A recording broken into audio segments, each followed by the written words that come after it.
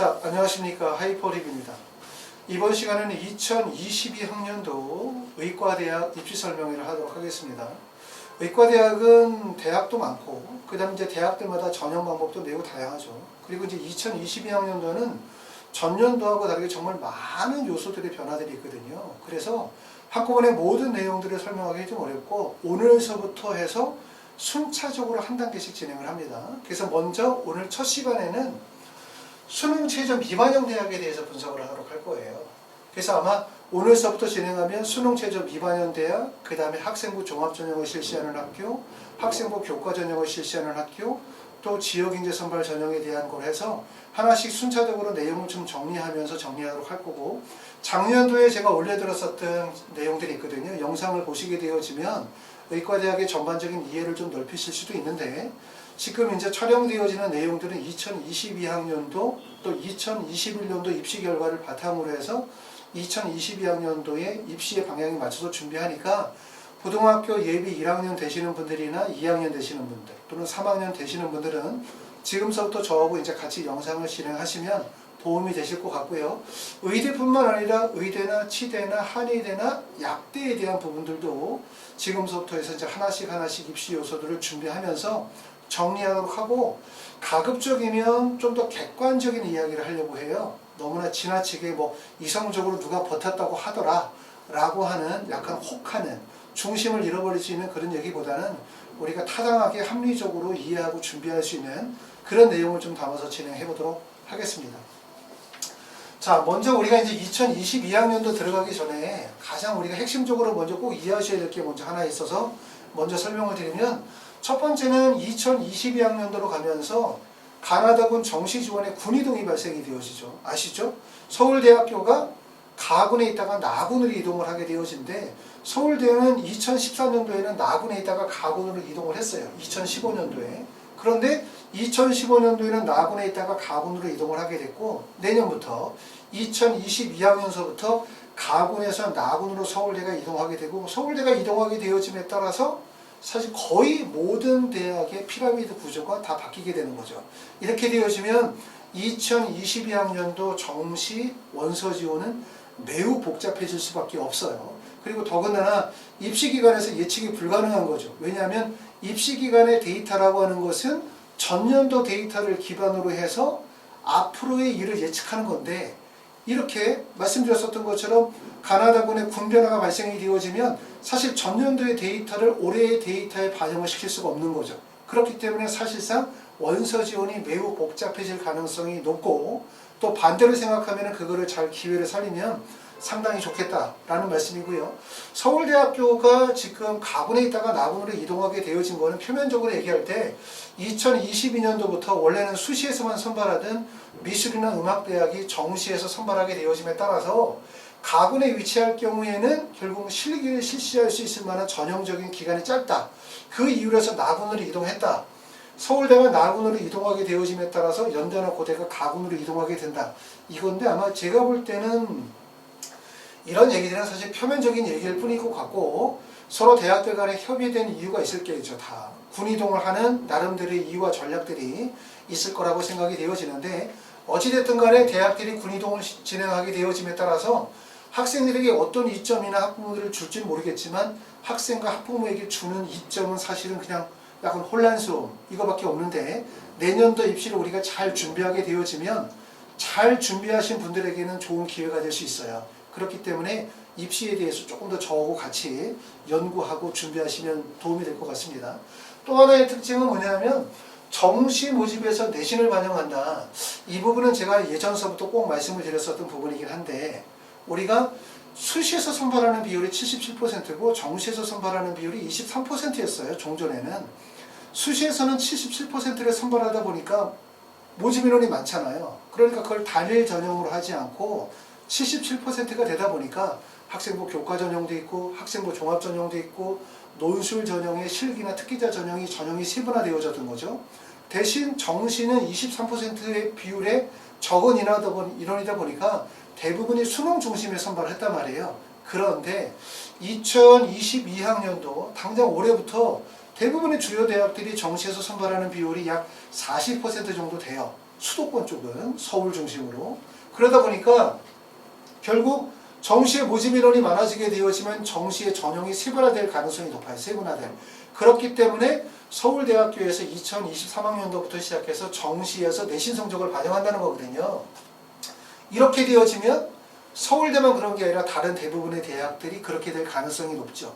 이 입시는 마치 그 전년도 2014년도 이전의 입시로 돌아가는 거랑 똑같아요. 수시와 정시의 비술이 비슷했었던 그 시기로 넘어가는 거죠. 그러면 서울대학교는 첫 번째는 수능 100% 전형을 뭐로 바꾸냐 하면 1단계에서 EBS를 고르고 수능 100% 2단계에서 수능 성적 80의 학생부 교과 20%를 반영한다. 그래서 학생부 교과를 A, B, C 3개 등급으로 반영한다. 그 점수로 반영하기보다는 등급 간의 점수로 반영하게 되어지는데 그 목적이 바로 뭐냐면 이렇게 고등학교 물리2나 기하 등의 지원학과와 필요한 심화 과정을 적극적으로 이수했는지를 A, B, C 해서 3개 등급으로 반영한다고 얘기했고 이걸 통해서 수능 성적만을 반영해 선발하는 경우에 해당 전공 분야의 기초 지식이 너무나 부족했기 때문에 내신 점수를 반영할 필요가 있다. 이 말이니까 물론 이 말도 일리는 있어요. 왜냐하면 전공 적합성을 강화하겠다는 거죠. 예를 들어서 학생이 기계공학과에 원서를 쓰는데 이 학생이 사실은 수학 성적도 별로 안 좋고 그 다음에 물리를 선택하지 않았어. 그럼 학생들이 공부를 하고 있는 과정에서 대학에 입학해서 여러 가지 학업적으로 어려운 점이 있을 수밖에 없을 거예요. 근데 그거는 뭐 그 전에도 다 그랬었던 거고 이렇게 얘기를 이제 구실로 삼는 이유들은 바로 뭐냐면 결과적으로 수시든 정시든 학생부 교과 성적에 대한 중요성을 계속 가져가는 거죠. 그렇죠? 그렇기 때문에 여러분이 꼭 아셔야 되는 건 뭐냐면 정시 비중이 늘어나 나는 고등학교 때 내신이 안 좋아? 그럼 내신 포기하고 나는 수능으로 대학 갈 거야. 이렇게 생각하면 절대로 안 된다는 거예요. 내가 만약에 의대를 가려고 한다.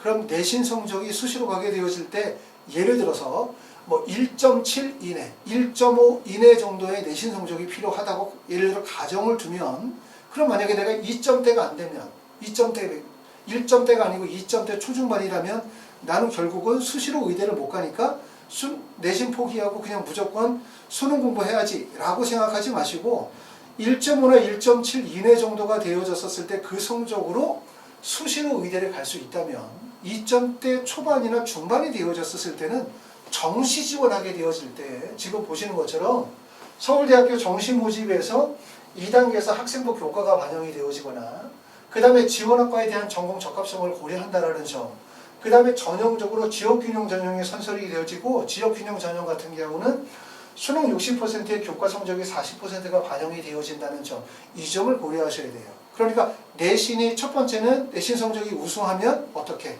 수시로 해서 의대를 가면 되는 거고 근데 내신 성적이 그거보다 좀 부족하다고 판단이 되어졌을 때는 정시에서 내신 성적이 반영이 되어지는 전형의 원서를 쓸 거고 그리고 만약에 내신이 정말 안 좋으면 그러면 정시에서도 수능 100%의 전형돼 있겠죠. 내신이 반영이 되지 않는 전형의 원서를 쓰실 수 있어요. 그런데 보시는 것처럼 결국 정시의 선발 비중이 늘어나게 되어짐에 따라서 우리가 생각할 때는 정시 선발 비율이 늘어나면 그냥 수능 100%라 갈 거라고 생각하지만 정시의 선발 비율이 늘어나게 되어지면 전형이 세분화되어질 수밖에 없고 결과적으로는 학생부 교과 성적에 대한 중요성이 계속 유지가 될 수밖에 없어요. 왜냐하면 학생부 교과 성적의 중요성이 유지가 되어지지 못하면 공교육이 활성화되어질 수가 없으니까 결국은 내신 성적의 중요성은 계속 유지가 되어질 수밖에 없다.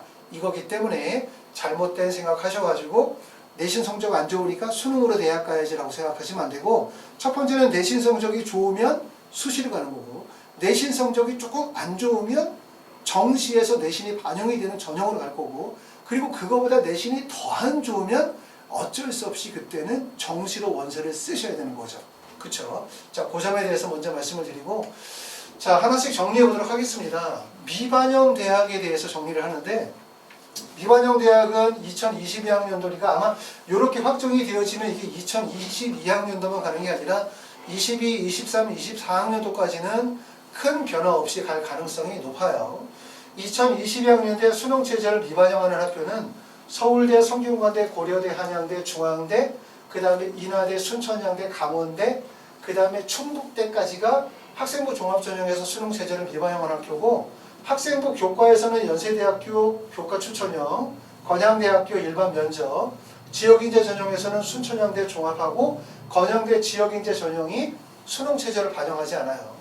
자, 그리고 연세대학교 활동우수형이나 경희대학교 네오르네상스 전형, 그 다음에 계명대 경상대는 종전에는 수능체제 미반영하는 대학이었는데 수능체제를 2022학년도부터 반영을 합니다. 그러니까 사실은 의대, 치대, 한의대, 약대가 물론 수능체제를 미반영하는 대학들이 여전히 있긴 하지만 사실 의대, 치대, 약대 가려고 하면 수능체제가 반드시 필요하다고 말씀을 드릴 수가 있어요. 왜냐하면 수능 공부 안 하고 수능체제 없는 대학만 원서를 써서 의대를 가려고 하기에는 사실상 매우 위험하죠.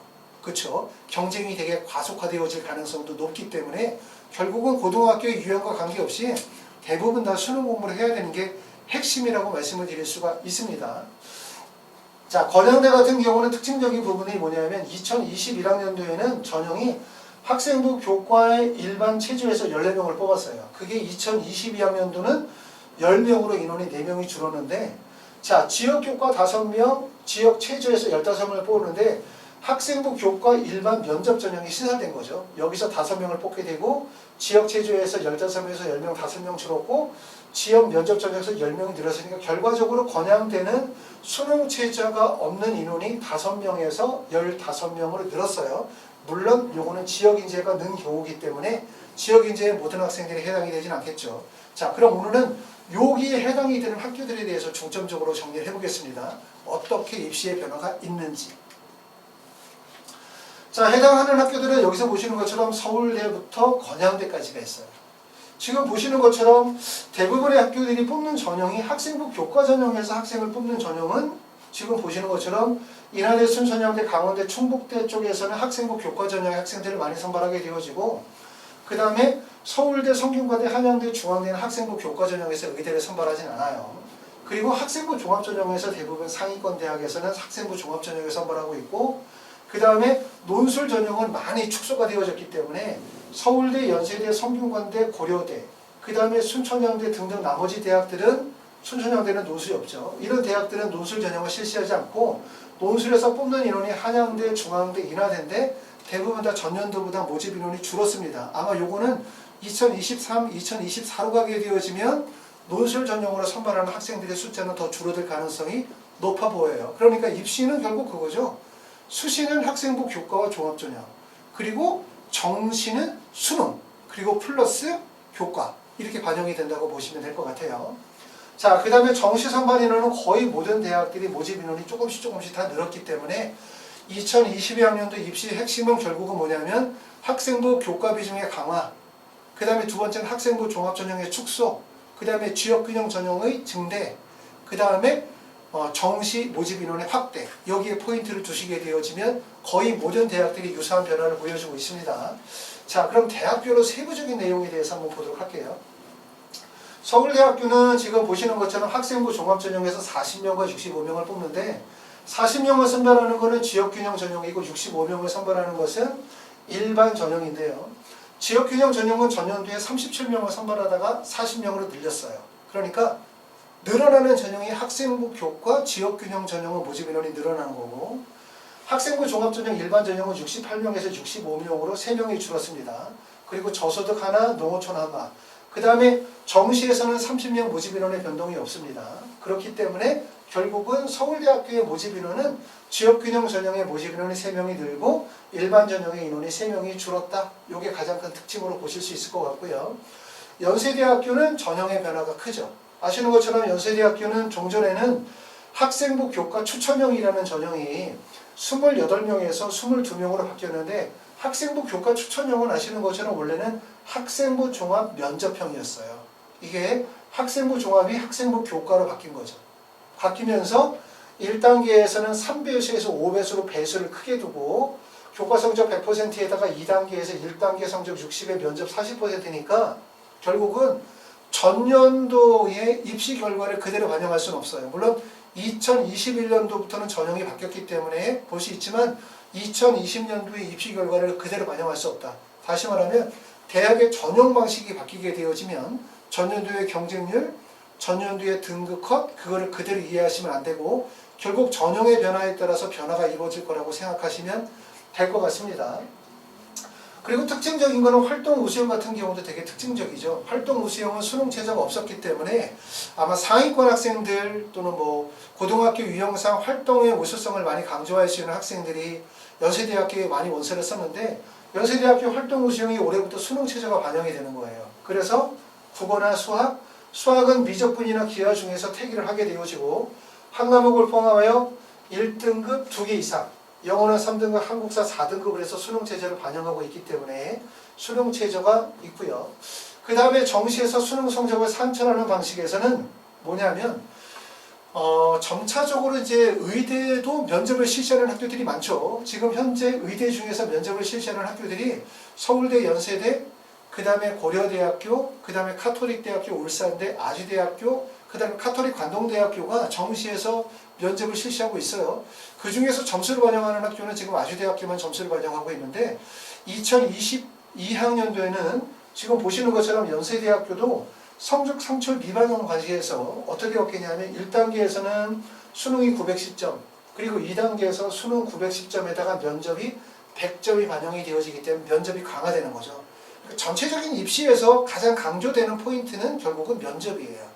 면접이 강화되어지는 이유들은 아시는 것처럼 우리가 이제 교육 개정이 바뀌게 되어짐에 따라서 학생들이 반영이 되어지는 교과들이 이런 필수 과목과 선택 과목들이죠. 그렇죠? 다시 말하면 일반 선택 과목은 정량 평가하게 되어지고 진로 선택 과목에 대한 부분들이 들어가다 보니까 결국 학생부에 대한 평가의 기준이 모호해지게 되고 두 번째는 대부분의 학교들이 수능 체제를 낮췄어요. 그렇죠? 교과들이.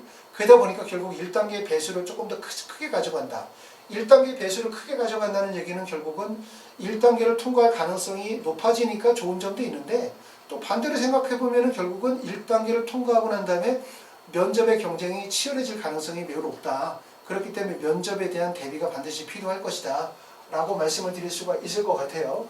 그래서 연세대학교는 이런 변화가 있고 학생부 교과 학생부 종합전형 면접형의 28명에서 학생부 교과 추천형으로 22명, 인원이 6명 줄었고 활동부 시형은 55명에서 42명, 그 다음에 일반 전형은 정시 인원은 26명에서 44명이기 때문에 정시의 선발 인원이 많이 늘었고 수시의 비중이 좀 더 줄었다. 이렇게 보실 수가 있고 정시에서는 의대에서도 면접을 보게 되어지는데 면접 점수를 2단계에서 100점을 반영한다. 이게 가장 큰 특징입니다.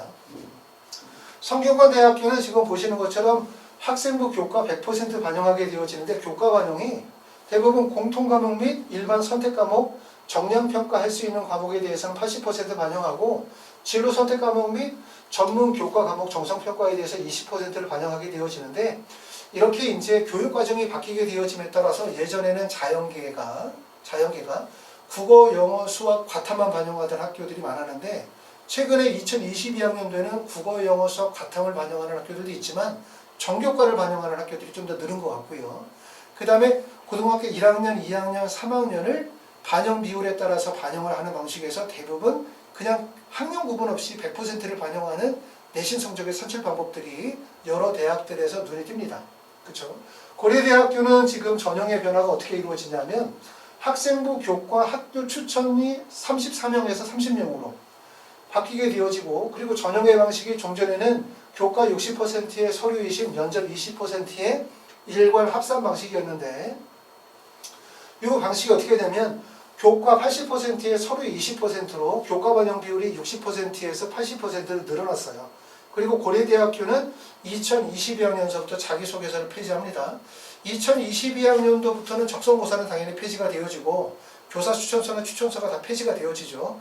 그리고 자기소개서는 2024학년도부터 폐지가 되어지도록 방향은 잡혀있겠지만 올해 2022학년도에도 일부 발빠른 학교들은 2022학년도부터 자기소개서를 폐지하죠. 그러니까 자소서를 폐지하게 되어지면 뭐냐면 자소서를 폐지한다.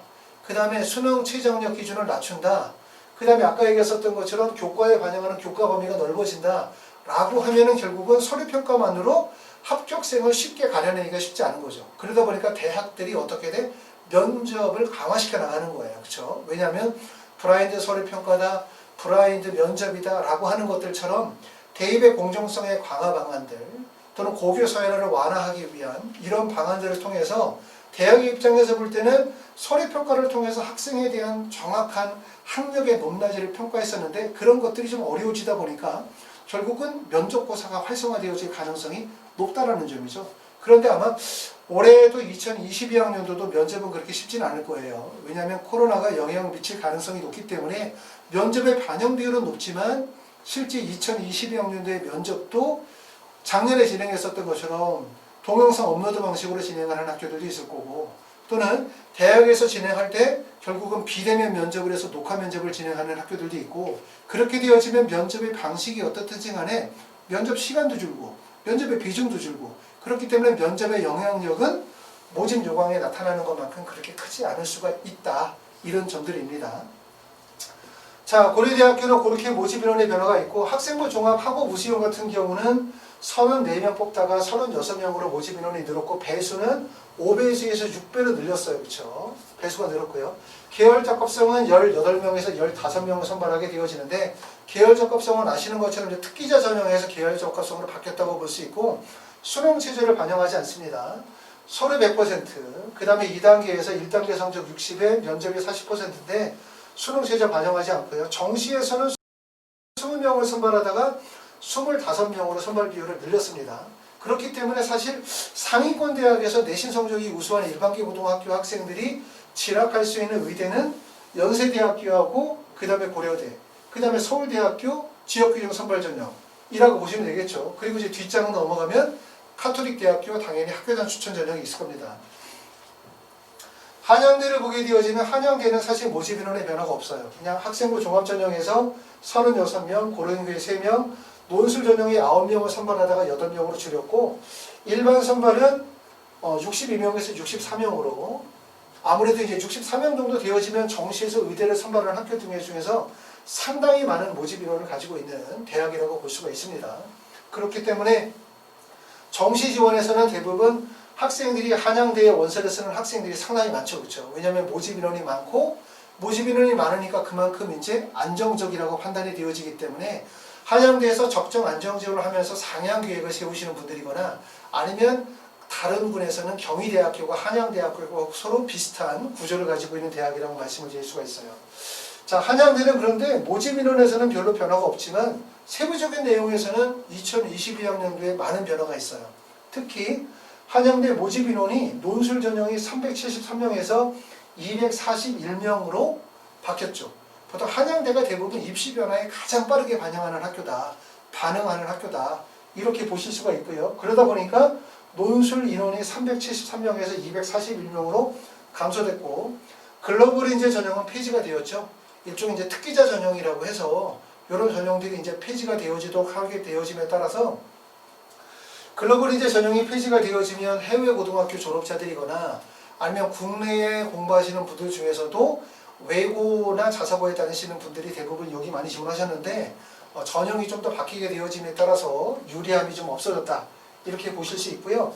정시에서는 가군과 나군에서 수능 100% 선발하는데 올해 같은 경우에는 나군에서는 내신 성적이 10%가 반영이 되어졌죠. 물론 실질 반영 비율은 아직 높진 않다 하더라도 내신이 반영이 되어졌는데 내년부터는 가군과 나군에서 수능을 그냥 100%로 내신 반영하지 않습니다. 그리고 제2외국어와 한국어를 제2외국어나 한국어로 사회탐구를 대체할 수 없습니다. 중앙대학교는 다빈치 전형에서 10명을 뽑던 것을 9명으로 줄였고 그 다음에 탐구형 인재 전형에서도 10명을 뽑던 걸 9명으로 줄였어요. 그렇죠? 노술 전형에서 18명 선발하게 되어지고 수능에서 50명 정도 선발하게 되어지는데 중앙대학교는 가장 크게 바뀐 점들이 뭐냐면 종전에는 아시는 것처럼 다빈치 전형과 탐구형 전형이 서류 100% 전형으로 전형 방식이 일치했죠. 그래서 일반적으로는 그냥 다빈치는 어떤 전형이냐 그러면 활동의 우수성보다 교과의 우수성이 강조되는 학생, 흔히 말하면 일반계 고등학교 학생들에게 유리하다 이렇게 판단됐고 그 다음에 탐구형은 어떠냐? 그럼 탐구형은 대부분 교과 성적보다는 활동의 우수성이 강조되는 학생들이 원서를 쓰는 거다라는 인식이 있지만 실제 입시 결과를 보게 되어지면 거의 차이가 없어요. 그리고 이 두 개의 전형이 복수 지원이 가능하다 보니까 사실상 경쟁률을 보고 원서를 쓰는 게 핵심이라고 말할 정도로 사실 전형의 구분 자리가 크지 않다라고 말씀을 드렸고 그러다 보니까 중앙대학교에서 2022학년도에 전형의 차이를 두기 위해서 다빈치 전형은 다단계 전형을 실시하는 거죠. 서류 전형 100% 전형에서 1단계에서 3.5배수 서류 100% 고르고 난 다음에 2단계에서 면접의 30%를 반영을 합니다. 탐구형 전형은 종전과 도능하게 그냥 서류 평가 100% 전형이라고 말씀을 드릴 수가 있어요. 그래서 서울대, 성균관대, 연세대, 고려대, 중앙대가 있고 서울대는 사실 큰 변화가 없고요. 연세대학교는 보시는 것처럼 큰 변화라고 하면 학생부 교과 전형이 신설이 되어졌다. 종전에는 이게 학생부 종합 면접형에서 학생부 교과 추천형으로 바뀌었다는 점, 요 점에 대해서 주목할 점들이 있고, 그 다음에 학생부 종합 전형의 활동 우수형 전형에서 수능 체제가 반영이 됐다는 점, 성균관대는 입시 변화가 없습니다. 고려대 같은 경우도 정시 모집 인원이 늘어나거나 전형의 방식의 변화들이 발생이 되어지고, 한양대도 변화가 없고, 중앙대는 다빈치 전형과 탐구 전형에서 전형 방식의 변화를 주고 있어요. 전체적으로 보면 결국 의대 입시가 바뀌고 있는 게 뭐냐면, 첫 번째는 내신의 반영 방식이 바뀌면서, 교육과정이 바뀌면서 학교들이 국어, 영어, 수학, 사회나 과학까지 해서 한국사까지 해서 전교과를 반영하는 학교들, 그 다음에 학년 구분 없이 100% 반영하는 학교들이 늘어났다는 점, 자기소개서를 폐지하는 학교들이 있다는 점, 그리고 수능 체제가 대부분 낮아졌다는 점, 그런 점들 때문에 결국은 1단계 배수가 좀 더 확대되어졌고 결국 면접의 중요성이 더욱더 커졌다. 이런 점들이 특징적인 부분이라고 보실 수가 있고, 그 다음에 또 무엇보다 중요한 거는 의대의 선발에 약대가 영향을 많이 미칠 가능성이 높아요. 약대도 전국에 32개 대학 한 1578명 정도 선발한다고 하는데, 의대와 약대가 직접적으로 연결이 되어지는 학교들은 사실 많지 않을 거거든요.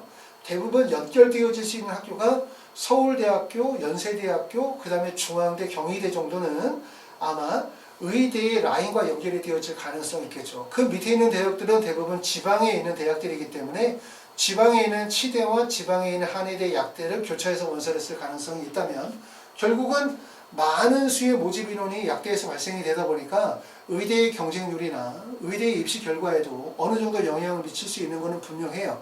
하지만 의대는 의대다.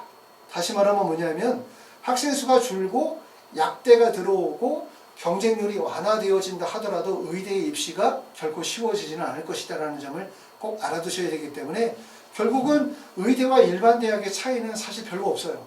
예를 들어서 내가 연세대학교 기계공학과를 가는 거나 그 다음에 의대를 가는 거나 내신 성적의 차이가 있는 것이 아니다. 결국은 내가 의대를 가려고 하면 내신 성적이 1.3을 맞아야 되고 연세대학교 기계공학과를 가려고 하면 1.8을 맞아야 되는 게 아니거든요. 내신 성적의 차이가 있는 것이 아니라 일반 대학과 의대의 차이는 첫 번째는 수능 체제가 되느냐 안 되느냐, 이게 첫 번째고, 두 번째는 결국 지원학과에 대한 전공 적합성, 과학적 역량이 드러나느냐에 대한 부분이 핵심이다, 이렇게 말씀을 드릴 수가 있어요. 특히 그래서 고등학교 1, 2, 3학년이신 분들, 의대 가시려고 하시는 분들이 하셔야 되는 건 첫 번째는 내신, 첫 번째, 두 번째 명심해야 되는 건 수능 최저, 그리고 세 번째는 과학적 역량이에요. 그게 학생분야에서 드러나야 되는 거죠. 그래야만 보시는 것처럼 면접 전형을 진행하게 되어질 때 유리한 점이 있을 수가 있다. 이 점을 알아두시면 될 것 같습니다. 자, 다음으로 이제 인하대, 순천향대, 강원대, 충북대인데, 사실은 여기가 수능 체제를 미반영하는 대학들이 서울대부터 시작해서 쭉 있긴 하지만 대부분 인하대 밑으로 좀 끊어지는 거죠.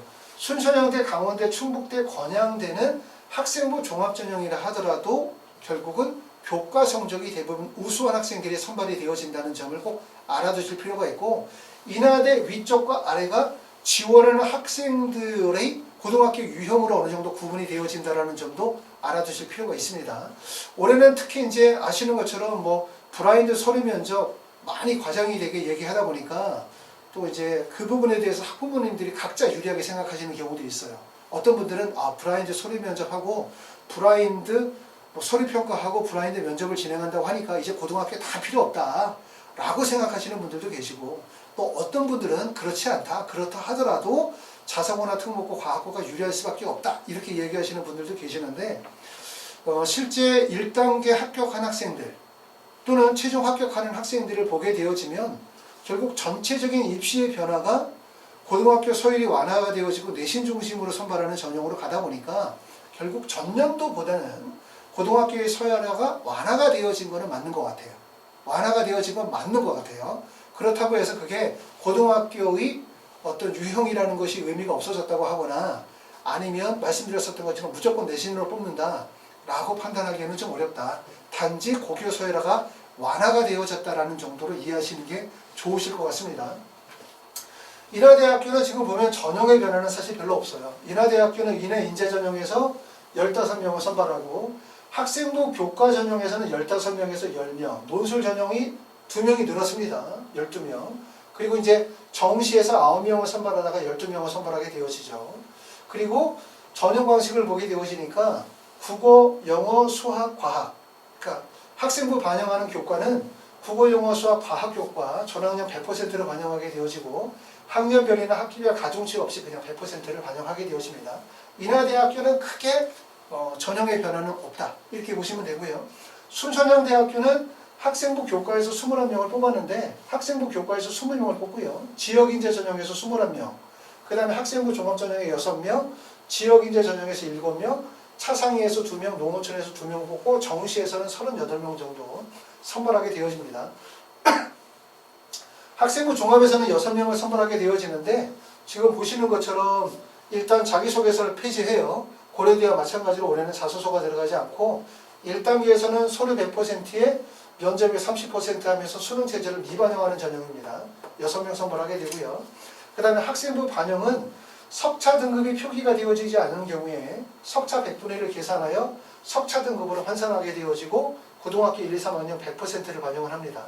강원대학교는 작년도에 의학전문대학원 체제에서 작년도에 처음으로 의대를 선발하게 되어졌죠. 그래서 강원대학교는 학생부 종합 미래에서 9명을 뽑고 교과에서 10명, 지역인재 15명, 수능에서는 정시에서는 15명을 뽑고 자기소개서는 폐지하게 되어져요. 장원대 입시 결과가 이제 나오겠죠.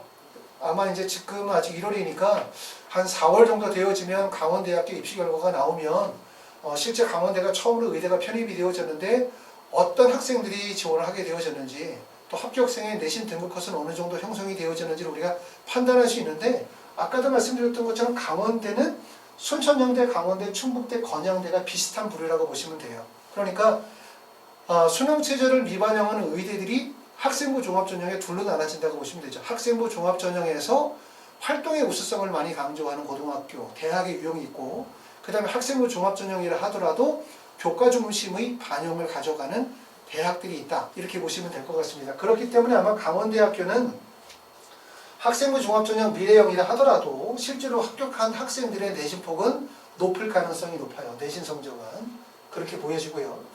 그 다음에 충북대학교는 지금 보시는 것처럼 학생부 종합 1에 10명에서 4명으로 모집 인원이 줄고 그 다음에 학생부 종합 2에서는 전년도에는 전형은 있었는데 모집 인원이 없었는데 올해 4명으로 인원이 늡니다. 농어촌 전형에서 1명 뽑고 학생부 교과 4명에서 5명, 지역인재 7명, 일반 전형은 정시에서는 19명에서 17명으로 2명이 줄고 대신 지역인재 전형이 2명이 늘었어요. 학생부 종합전형의 원, 여기 보시면 1단계에서는 3배수를 뽑게 되어지고 이 다단계 전형이었네요. 그렇죠? 1단계 서류평가 100에 2단계에서 80에 20 반영했는데 올해부터는 그냥 서류평가 100%를 해서 다단계 전형이 일괄 합산 방식으로 바뀌게 되어집니다. 건양대학교는 입시 변화가 좀 많아요. 건양대학교는 종전에 전형하던 방식들이 뭐 학생부 종합 보는 것처럼 학생부 교과 전형이죠. 교과 전형인데 교과 전형 내에서 일반 최저, 그 다음에 일반 교과, 그 다음에 지역 최저, 지역 교과에서 변화가 있고 여기에 따라서 모집 인원의 변화들이 쭉 발생이 되어집니다. 지금 보시는 것처럼 이제 의과대학은 전형의 변화들이 되게 많거든요. 전형의 변화도 많고 모집 인원의 변화도 많고 군이동도 발생이 되어지고 이렇게 되어지면 결국은 뭐가 되어지냐면 종전에 있었던 데이터, 종전에 있었던 경쟁률, 종전에 있었던 등급 컷이라고 하는 것이 크게 많이 흔들릴 가능성이 되게 높겠죠. 더군다나 이제 고교 서열화의 완화라든가 아니면 학생부 종합전형에 대한 투명성 또는 브라인드 서류 면접, 브라인드 또 뭐 서류나 아니면 면접에 대한 부분들이 계속 강조가 되어지면 종전의 입시의 흐름이 많이 변화가 되어질 가능성이 높기 때문에 2022학년도의 의과대학의 입시의 변화의 모습들은 여러분들에게는 조금 더 기회가 될 가능성이 높다. 이렇게 보시기 때문에 연구를 좀 많이 하시면 좋을 것 같습니다. 자, 지원 현황과 등급 컷 이렇게 나와 있는 내용들을 좀 보여드립니다. 지금 보시면 조금 전에 말씀을 드렸었던 것처럼 서울대부터 시작해가지고 여기까지 이렇게 서울대부터 시작해서 건양대, 서울대부터 시작해서 인하대, 그 다음에 건양대부터 순천향대, 충북대가 사실은 학생부 종합전형 수능체제 미반영하는 대학들이긴 하지만 구분된다고 볼 수 있어요. 위에는 약간 활동 중심, 위에는 밑에 있는 대학들은 대부분 교과 중심이고 위에 있는 대학들은 보통 활동 중심의 역량이 있는 학생들이겠죠.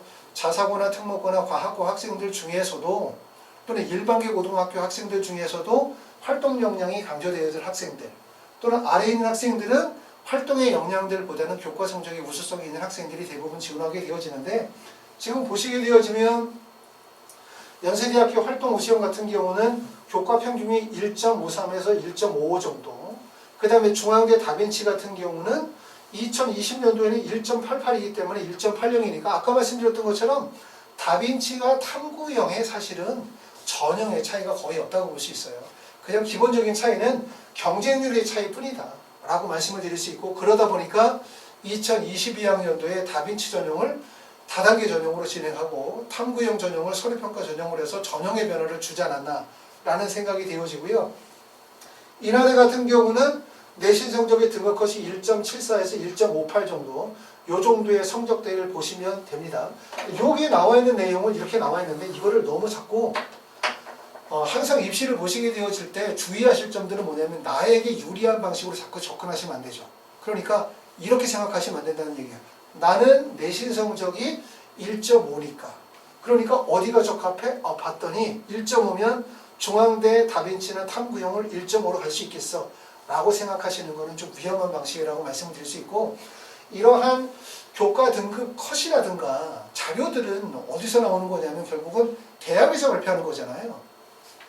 대학에서 전년도에 합격생의 입시 결과를 바탕으로 해가지고 등급 컷을 제시한단 말이에요. 등급 컷은 결국은 무슨 의미냐 하면 이 정도를 생각하시고 원서 지원하시면 됩니다 라고 하는 것을 이야기하지만 사실상 그 등급 컷 안에는 최초 합격자, 마지막 합격자의 점수 편차도 벌어질 수 있고, 또 더군다나 정시와 다르게 수시는 고등학교의 유형이라든가 학생이 가지고 있는 교과 성적의 비교과의 우수성이라든가 또는 서류평가라든가 면접고사의 점수들이 거기에 다 포함이 되어져 있는 거거든요.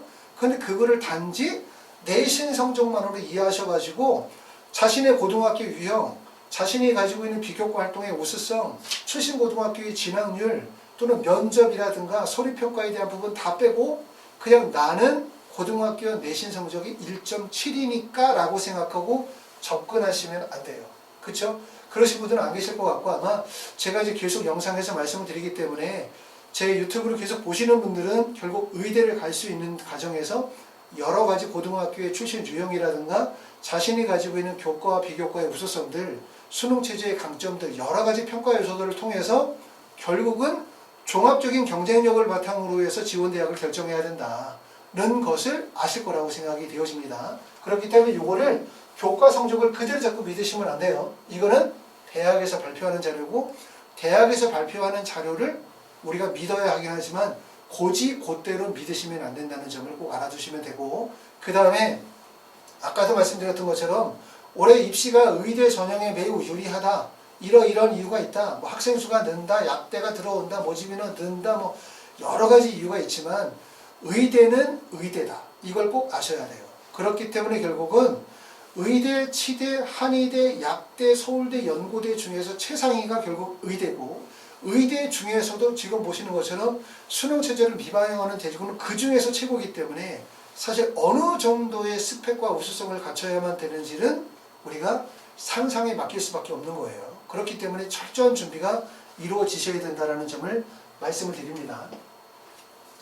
자, 그 다음에 이제 대학별 전형 방식을 이제 제가 나중에 좀 설명을 드리도록 할게요. 이번 시간에는 이제 제가 설명을 드렸었던 내용은 이 정도까지 해서 설명을 드리는 거거든요. 자, 그래서 지금 설명을 드렸었던 내용은 의대 중에서 이번 시간에 정리한 거는 수능체제를 미반영하는 대학에 대해서 정리를 했다. 수능체제를 미반영하는 대학은 학생부 종합전형은 서울대부터 시작해서 인하대까지가 한 라인이 있고, 순천향대학교부터 시작해서 충북대까지 한 라인이 있는데, 학생부 종합전형도 인하대 위쪽 라인은 대부분 활동의 우수성이 강조가 되어지는 고등학교 또는 활동의 우수성이 강조가 되어질 수 있는 스펙을 가지고 있는 학생들이 대부분 지원하는 전형으로 볼 수 있고, 그 다음에 순천향대 이하의 대학들은 대부분 교과 성적이 강조되어지는 학생부 종합전형이라 하더라도, 그렇기 때문에 실제 순천향대, 강원대, 그 다음에 충북대학교에 합격한 학생들이 서울대나 기타 대학에 합격한 학생들보다 교과 성적은 더 높죠. 그쵸? 그거 알아두시고, 그 다음에 학생부 교과 전형으로 원서를 쓰는 경우들은 연세대학교 교과 추천형이다. 일반적으로 상위권 학생들이 내신 성적이 우수한 학생들이 쓸 수 있는 전형이 연세대학교 교과 추천형, 그 다음에 그 위로 올라가게 되면 서울대학교 지역균형 선발 전형이 있을 거고, 그 다음에 아까 봤었던 것처럼 고려대학교, 그쵸, 교과 추천형이 있고, 그 다음에 또 하나는 카톨릭 대학교의 학교장 추천 전형이나 교과 전형이 있기 때문에 그쪽에 대부분의 학생들이 몰릴 가능성이 높습니다. 지역인재 전형에서는 순천향대나 건양대 정도가 지역인재 전형이 되어지는데, 의대에 원서 쓰시는 분들 중에서 지역인재 전형에 해당이 되시는 분들은 원서 지원의 폭이 매우 높죠. 왜냐하면 지역인재 쓰고 교과 쓰고 종합전형을 쓰면서 원서를 쓰기 때문에 합격 가능성이 높은데, 지역인재 전형의 원서 지원 학생들이 대부분 단점이 바로 뭐냐면, 모두 다 그런 건 아니지만 수능 최저가 사실 좀 어려워요. 올해 수능 최저가 예전보다 많이 낮아졌다 하더라도 항상 말씀을 드리지만 수능 최저 충족하는 건 매우 어렵다. 왜 어렵다? 올해 같은 경우에 재수생의 비율이 29.9% 아시죠? 그런데 그 학생들 중에서 1등급과 2등급을 맞는 재수생의 비율이 약 71%. 결국은 뭐냐면 고등학교 3학년이 수능 최저를 고득점으로 충족하거나 정시로 의대를 가는 게 그만큼 어렵다는 뜻을 얘기를 하고 있는 거예요. 그렇기 때문에 이 영상을 보시는 분들이 고등학교 1학년, 2학년, 3학년이시라면 의대를 가는 유일한 방법은 뭐로 가야 되냐? 수시로 반드시 가야 된다. 수시로 가야 된다. 이걸 꼭 명심하시면 되고, 자, 그럼 수시로 의대를 가기 위해서 지금부터 준비해야 되는 게 뭐야? 첫 번째, 교과 성적을 높이기 위해서 내신 성적을 열심히 공부하세요. 내신 공부. 두 번째, 수능 최저 충족을 하기 위해서 평상시에 열심히 해야 된다. 고등학교 3학년 돼가지고 그때 수능 공부하시기 시작하면 재수합니다. 그 다음에 세 번째 꼭 중요한 건 학생부의 기재 관리가 매우 중요하다는 거예요. 특히 학생부 기재 내용에서 뭐가 드러나야 돼? 학교의 우수성과 자신의 우수성, 다시 말해서 과학적 역량이 드러나도록 학생부가 기재가 되어야 되기 때문에 특히 수상 경력이라든가 동아리 활동이라든가 세부 능력 및 특기 사항 같은 것들 학생부 기재 내용이 되게 중요하다는 점. 내신 성적만 좋아가지고는 의대를 못 가요. 아셨죠? 왜? 내신 성적만 좋아서 갈 수 있는 의대가 이거밖에 없겠죠. 연세대학교 교과 추천형. 하지만 이런 전형들은 내신 성적만으로는 사실은 합부를 가릴 수가 없다는 것도 아셔야 돼요. 왜? 내신 성적은 표준화되어진 학력 지표가 아니야. 그렇죠. 절대적일 수가 없죠.